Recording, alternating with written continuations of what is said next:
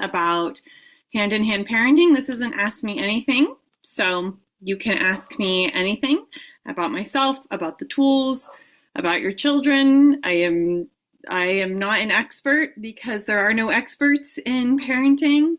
And by the same token, I have been a child and family therapist for 15 years, 15 years now, and a hand-in-hand parenting instructor for about 10. I have been a parent myself for only 3 years, and that in and of itself is the biggest learning. And so I am passionate about helping children to grow up in emotionally healthy, connected families and societies, and therefore supporting parents to get the support that we need in order to be there for our kids as they grow through the storms and challenges of growing up, as we're navigating our own challenges as humans. And hand-in-hand parenting is a modality I have found that helps the most in my experience and in my life. And as a parent, I use it all. Like, if you ask me about specific tools, I probably use it. I use everything that is out there. And there's something special and specific about hand-in-hand parenting that that I don't get anywhere else. And so today I'll be giving some examples of how to use the 5 hand-in-hand listening tools, how I've used them with my child clients, how I've used them with my own child, with the other children in my life, and suggestions about what you might try. And you get to see for yourself what works, what doesn't. You are the expert in yourself, in your child, and this modality really is to help counter the feelings that we're not the experts, that we have to go somewhere else, and not to denigrate that we do need extra supports, but we can use our good thinking together. You don't have to have a bunch of certifications and letters after your name, or follow someone who does, to be a good parent.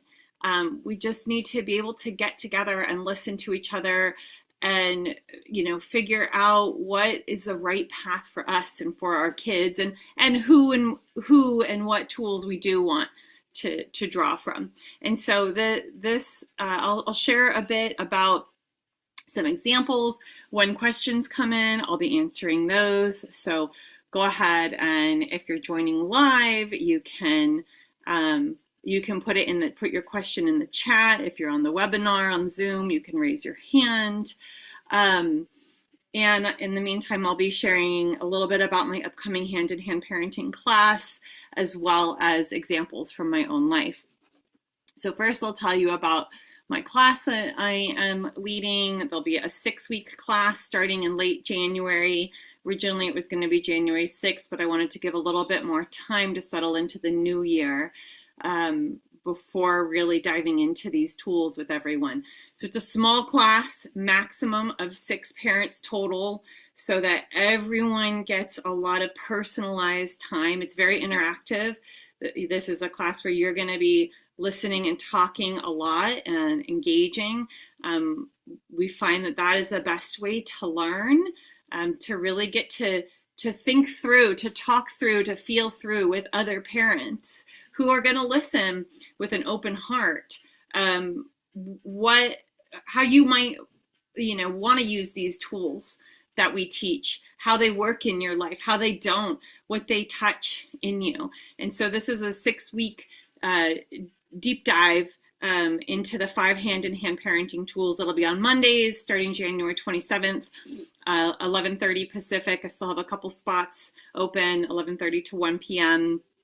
And each week we'll focus on a different tool. There's 5 hand-in-hand parenting tools. I'll briefly describe them here, and then the class is where you really get a lot more information about the nuances of these tools. And each week we'll focus on a new tool, and then you'll get to practice it in your life with your kids. So, and put it all together. So I'm going to go ahead and share some examples of the tools from my life, and as questions come in, I will go ahead and also answer those questions. So first I'll tell you about the 5 tools. They're all listening tools.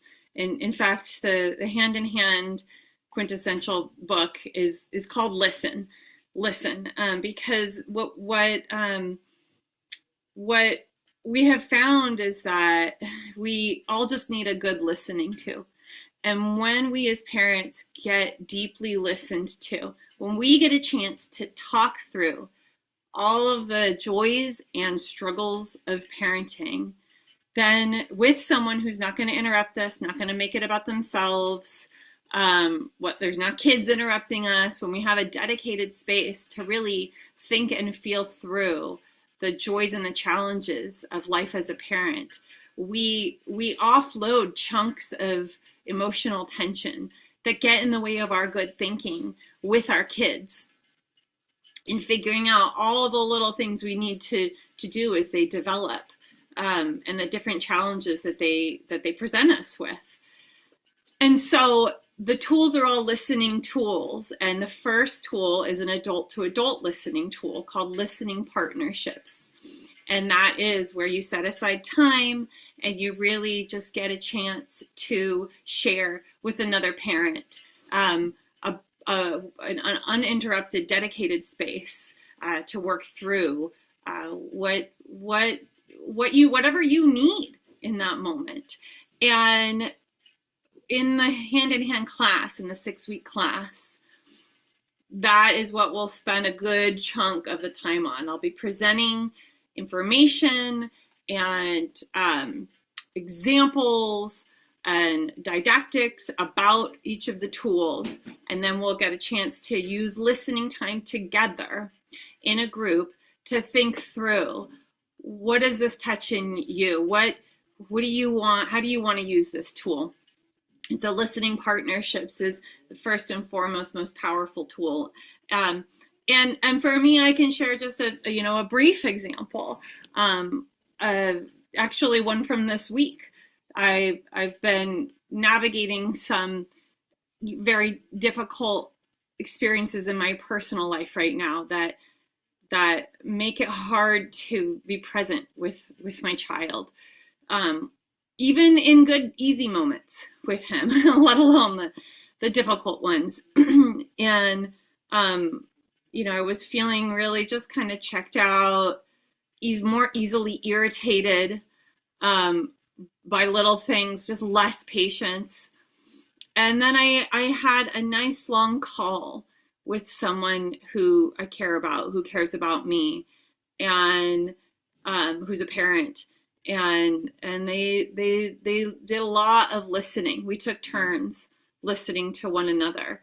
And after that, I just felt lighter. I felt happier in my life. I felt less alone.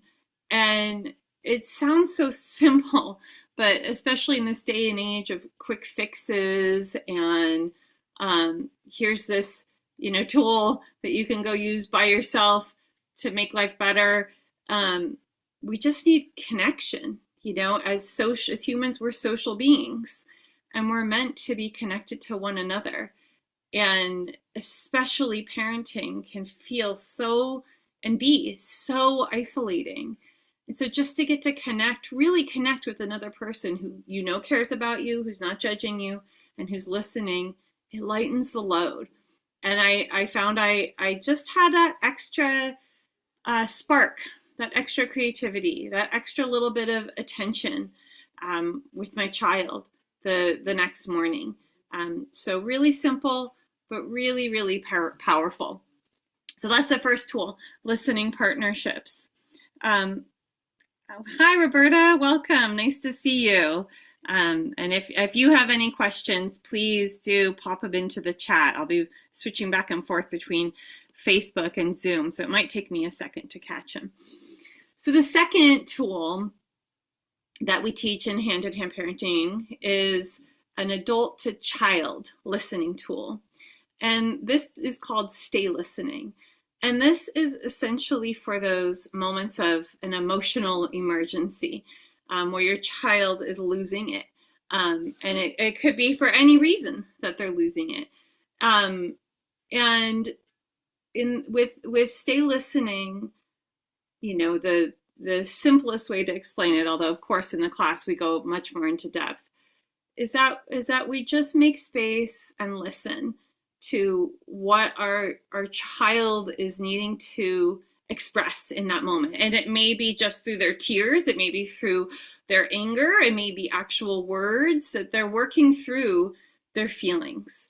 So an example that I have of Stay Listening, also from this week, my almost 3-year-old is at that place where he's starting to sometimes skip his naps, but you really shouldn't be. So that he had skipped his nap that day, and so he was just completely overtired and kind of belligerent. And when that happens, he's just a lot more dysregulated. He's pushing the boundaries a lot more. Anything I tell him not to do, that's exactly what he wants to do. And so we were getting ready to take a bath to help him get ready for bed. And he just lost it. Like, he just didn't want to get in the bath. And he started having this just kind of eyes rolling back in his head tantrum, screaming, crying, not making any sense, just, I don't want to, you know. And, you know, in that moment, it's a lot as a parent, you know, like there's an impulse to fix it. You know, what's the problem? How do I fix it? Or sometimes there's an impulse to fight back. No, come on, you need to. And so with Stay Listening, it really encourages us to just get quiet. So I felt a lot. I was anxious. Is something actually wrong here? We're having a tantrum in the bathroom, which always scares me because there's a lot of hard surfaces. So I was feeling anxious. Is he going to hurt himself? What do I do here? What's the right move? Do I just grab him and put him in the bath because I feel like that'll help him calm down? Do I take him to another room? You know, all those things that are happening so quickly. So I just got quiet and was just with my feelings and breathing and just gave him really solid attention and kept him safe. So all I was doing was keeping him safe from hurting himself and letting him have his and listening. And if there was a lull, I would offer some soothing. I'd say, I'm right here with you, sweetie. I'm right here. Or, you know, I might ask you, can you tell me, you know, he would say, I don't want to get in the bath. And he just was needing to express a lot of anger. And so this went on for not very long, maybe, I don't know, 3 or 4 minutes. And it had calmed a little bit, but I was able to pick him up and hold him close to me. And he just fell asleep like that. Just immediately fell asleep. And the beauty of this tool is that it takes the fight out. It takes the power struggle out. There was nothing I was going to do in that moment that was going to calm him down, that was going to get him to comply with taking a bath, that was going to get him to, you know, stop screaming, to be quiet. There was no reason that I needed him to. Well, all I needed is just to give him space to have his feelings and keep him safe. And he moved through something and he fell asleep. And the crazy thing about Stay Listening is when a child's going through these big tantrums, they really are doing some really important brain work. In the same way that we know that connections in the brain are being made in sleep, we get this drilled into us, especially when our children are infants. You know, the big thing now is like, don't wake your infant. because their brain is developing during that time. And that doesn't stop. We continue to need sleep in order to integrate our experiences and grow our brain connections. Well, the same thing happens with allowing our emotions to move through us unimpeded while safe. When we get to move through our big emotions, and at that age, there's not the ability to reason and control impulses so much. That part of the brain doesn't fully develop until our 20s, actually. So little by little, it's more and more, but especially at 3 years old, the feelings are there, and that ability to hold back the impulse of what the feeling is making you want to do isn't there. So it needs to just come out in a safe way. And that creates actually intelligence. And he did end up waking up. It was infuriating because I wanted him to go to sleep because I needed a break. But nonetheless, he woke up maybe 5 minutes later, and I could tell like something was clearly different. He just seemed like he had more kind of like he'd done a leap, is what you can tell when your child's done a leap. There wasn't something super specific, like maybe there was like enunciating a little bit more, or his creativity seemed a little more thought out. There was just something very clearly like, oh, there was some brain work that was done here. And that's the fascinating thing that we do find about stay listening, is when you just take the power struggle out, keep them safe, let them move through their emotion. If you can, sometimes we can't do that. Either we're too dysregulated, we need a break, or it's not safe. If I had been in the bathroom alone, my husband came in there, if I had been in the bathroom alone, I don't know that would have been safe, because I would have been too anxious about all the hard surfaces in there. Or if you're in public, sometimes it's too much to do. So, but if you can stay and listen, then their child can work through a big chunk of whatever's getting in the way of their not being able to cooperate. So that is stay listening, and that is what we really focus on in the second class, is what does it look like to use stay listening with children of all ages, including teenagers. We can use these tools with children of any age, with adults too, in our lives. With children with neurodivergence, we just will modify them in a way that meets your child. So stay listening, we really dive in week 2, we really dive into the tool of stay listening. The third the third tool, which is the second adult to child listening tool, is called special time. And special time is where you just set aside all your other things you need to do, all your other things you're worrying about. You're not checking emails, you're not cleaning up, you're not trying to teach your child letters or how to enunciate the correct way, and you're just following your child's lead in play, for a set amount of time, maybe 10 minutes, 15 minutes, maybe, 20, but really not a huge amount of time, where you just get to be present and you get close and you have more eye contact and you have more connection. And special time really kind of, it soothes the burden of parenting on both sides, and it strengthens the connection between you and your child. In fact, special time is now very often recommended by pediatricians when children have behavioral issues, because there's research that shows that when a child gets dedicated special time every week, that their anxiety goes down, their depression goes down, their behavioral acting out reduces. So it's now, backed up by research.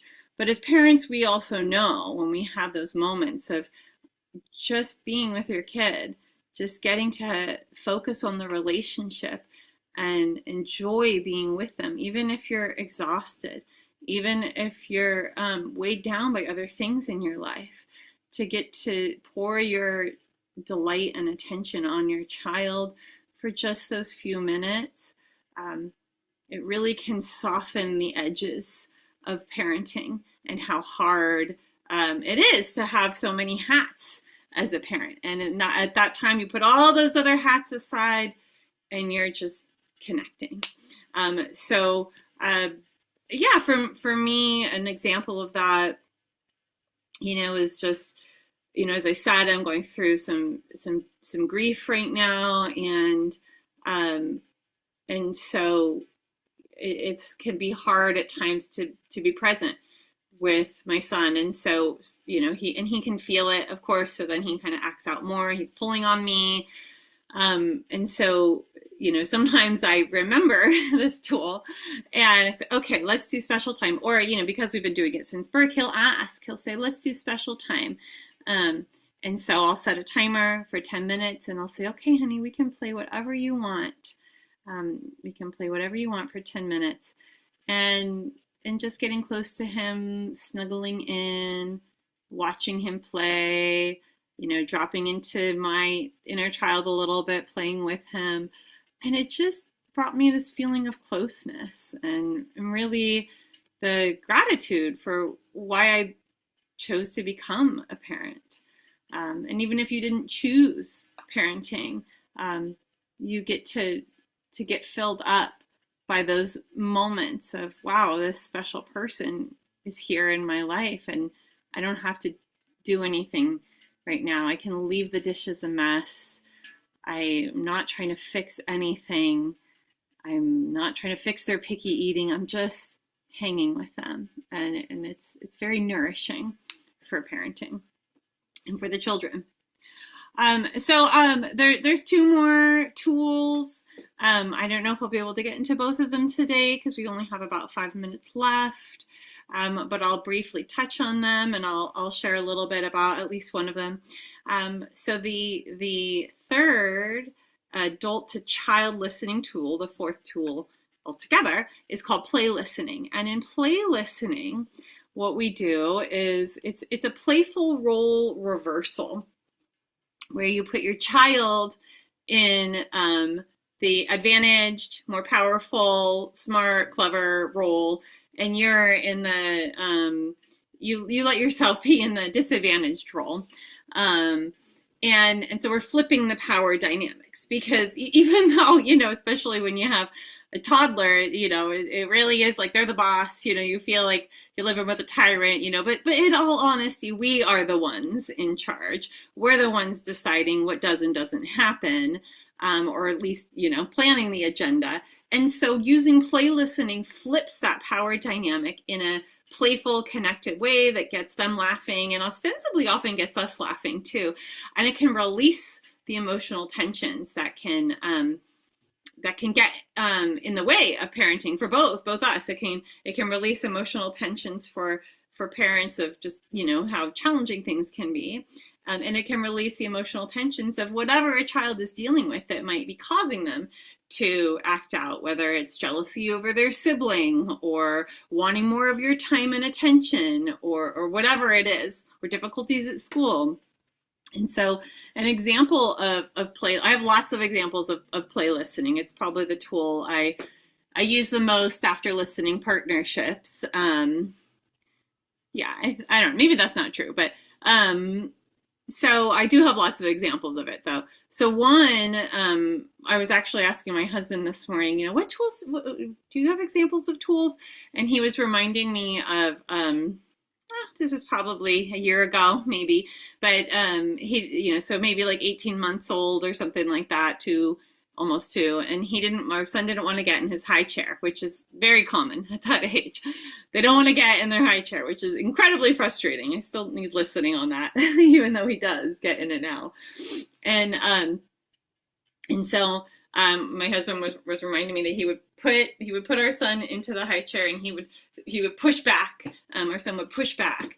And so my husband went into a play listening mode where he pretended that he was actually pushing him back far, and he let him, and so he would put my son into the high chair, and he would push away, and he'd go, oh, and then our son would laugh and laugh and laugh and laugh, and then he would do it again. He would try it again, and oh my God, I can't get him into the high chair. And so he just did that for a while, letting their son feel like he was the one in charge.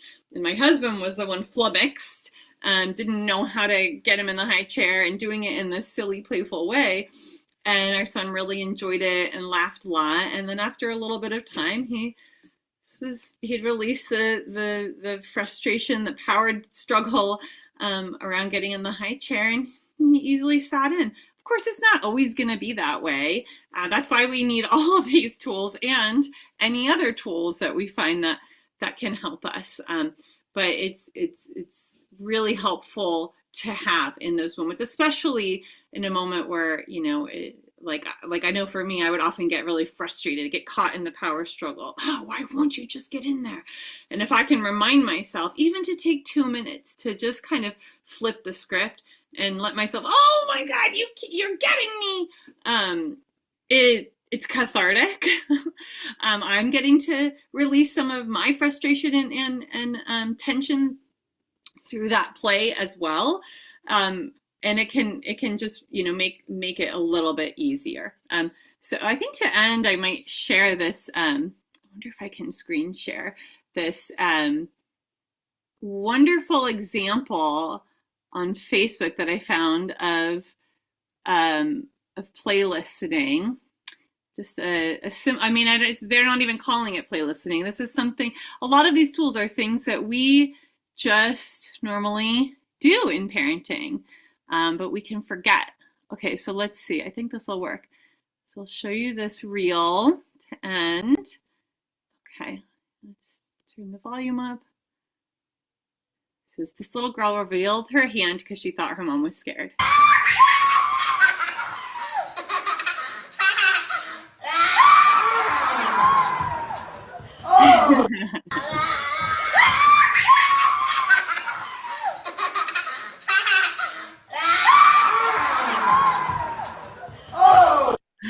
So you can see how I love how the mom really gets into it. She's really letting her, she looks genuinely, look at her face.